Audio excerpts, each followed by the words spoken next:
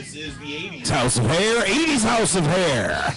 Coming to you live, 80s House of formerly had hair. Timmy the producer Patterson, how can our listeners get in touch with us tonight, man? We ain't got no listeners after that. We ain't got no listeners. We ain't got no listeners, man.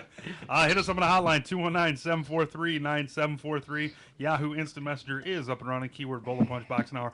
But the best way to reach us, Elmer Fuddstein, Little Holmes, Pete the Heat, Ron Cameron, and quite a few Ustreamers out there is in the chat room via Ustream.tv.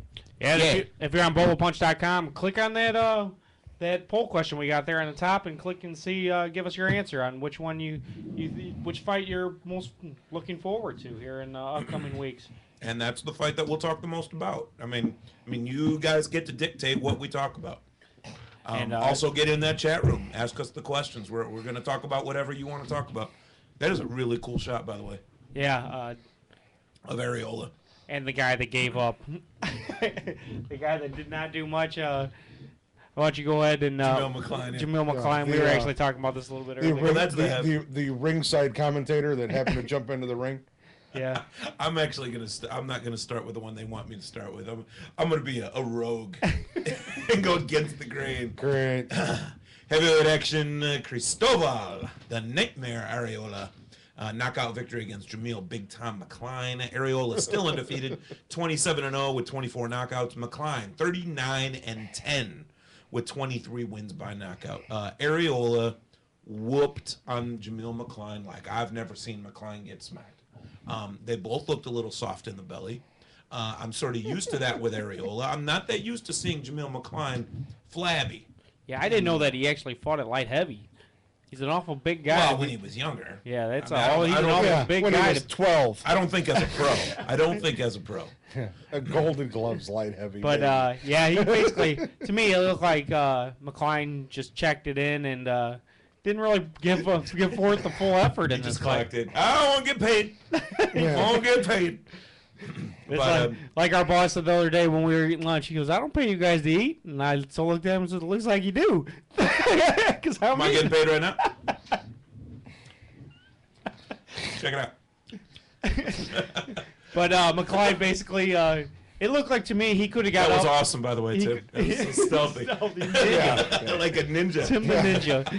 Reflexes of a McCline cat. looked like he could have got up and fought a little bit more and gave a little bit more of an effort. He basically gave up, I thought, at the end of that fight. It was proven in the interview when he was very articulate and... Yeah, the guy just took a 10 count, and he's talking like... Better than you? Oh, yeah. He's giving better interviews and talking better than I am, and he's sitting there just took a 10 Well, count. he did drink 4 beers, as you can tell. It's the true. second segment now. How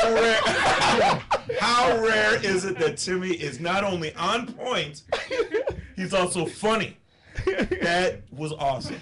Thank you. Yeah, but McCline, I think McCline could have gave a better effort. I thought Arreola was going to have a I little thought bit his more interview was great. It was the best effort of the night. How do you figure he could have given a better effort? The only better effort he could have done was put on a tie. He worked harder in the interview than he did in the ring. He practiced that. He didn't practice boxing. And evidently, That was evident. I thought Arreola was taking a big step up here, and it looked like it was a minor step up here. It did not look like it was even difficult for Arreola. What was the gentleman's name he fought last time out? I can't remember. The big, tall, black guy. Very muscular guy. I can't remember. his name. You know what? It'll be the same with this fight in about 2 weeks. I'm going to remember Who did he just fight? I'm going to remember Big Head McCline. I'm going to remember him. Big Head McCline. I think Chaz Witherspoon gave Arreola a better... Better showing? A better fight. I agree. Chaz Witherspoon actually took it to him. And you know what? I mean, it should be right here. The name of the dude that he fought last time. Witherspoon ended up losing because of a disqualification, actually, in that fight as well. He didn't give up in the corner. His corner put the stool in a little bit too quick for him to come take a break after he got knocked out. 2.5 minutes.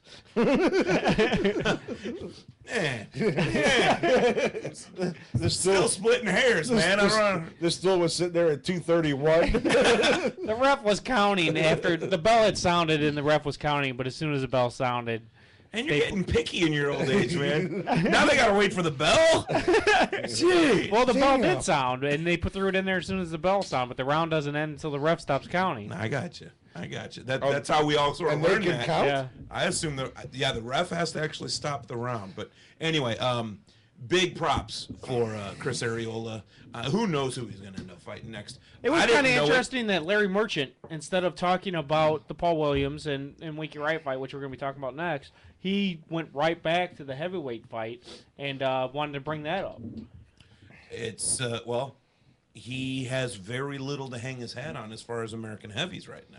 Yeah. And he's obviously a fan of the American heavies, like we all are. So, but he's got a much more powerful mic than any of us. So Yeah. when he talks, I mean, everyone's there listening. Well, they have to be. And we have to we have to get behind our American heavyweights, even if we don't have that many. A lot of people are going to put Chris Arreola in the under the awning of the first Mexican heavyweight champion of the world. I've even said something alluding to that fact. Chris Arreola is an American. I mean, all day long he is an American. Does he come out to the ring wearing a sombrero and a serape to Mexican salsa music? I haven't seen one drop of that. The man is an American. He's bilingual. He's a Mexican American, and he needs to be treated as such. Exactly. Oh, I mean, same thing happened with Oscar. And you know No, that's exactly my point. Oscar did come out with the serape, and Oscar wanted to bring forward his Mexican heritage. Chris Arreola comes out like he just wants to fight. He Put me doesn't in get, there. call me whatever you want to call me. Yeah, I don't give a Chris rat's small road. Chris Arreola comes across as if he wasn't boxing, he'd be fixing semi somewhere. Or Quite possibly. yeah, I mean he's got a sharp mind. He's a very blue collar type of fighter. Yeah. He comes out to fight, and let's just even- get it on and be done with it. Even when he talks afterwards, that's what I'm saying. He's got kind of got the trucker mouth. He's got all that. I love when he talks about what he's going to eat when he gets home. That is my favorite part. After he beat Chance with us, The menu? They put the mic in front of him, and he goes, "I think I'm going to go home and get some menudo." And Abel's like, he wants to go home and find 5 small boys to sing for him. Menudo's a soup, but anyway, Jesus Christ. it's not a soup I enjoy. It's not a soup I enjoy. Anyways, the main event of this card, Yes, Paul what do Williams. we got, Timmy? We got 2 minutes. Paul What do Williams. we got on the? You got Paul Driscoll saying he doesn't care where guys are coming from. He doesn't care, but that's because he's a Canuck. He's not even American. He's Canuckian. He's Canuckian. Canuckian. So Yeah, yeah, they don't Arreola care. was They're from just Canada. they don't know if they're like. I've half never heard of a American. Mexican Canadian. Yeah, so I don't know. Some guys say they don't care. Most guys agree on here that Eddie Chambers is the best American heavyweight right now. I think that's the consensus out of the chat room right now. Well, Chris Arreola is an American. I mean, we talk about everybody's heritage. I mean, that's just the way it is.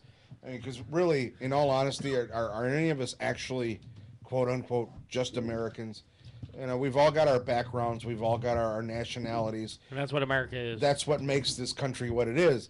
But yeah, Well, my last name is Whitefeather, so actually, yes, I yeah. am. I'm sorry, Mr. Deer Running. Is it running? You own a casino as well? running Yeah. of the pants. But yeah, I'm drinking of the beer. yeah, Mr. Drinking of the Sitting beer. of the barley.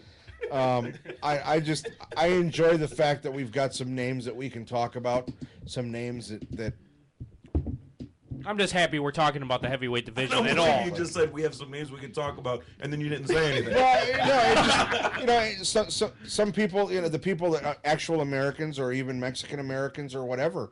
I mean, I don't mind having the Eastern European heavyweight champions, but I like them to be a little closer. Put it this way, a year I'm with ago, you. McCline was the guy at the heavyweight division we were talking about, and Yeah. we've seen him get handled easily by Arreola. All right, let's go ahead and take our break. We'll be right back to talk all about Paul Williams and Winky Wright. This is your Bolo Punch Boxing Hour. Now you hear me, and now